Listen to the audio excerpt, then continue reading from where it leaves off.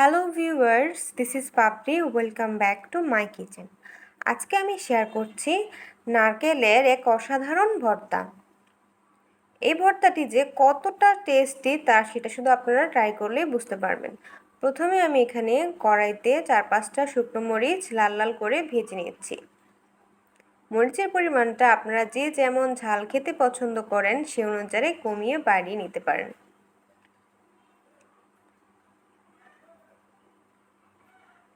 এবারে পেঁয়াজ ও রসুন কুচিটাও ভেজে নিচ্ছি।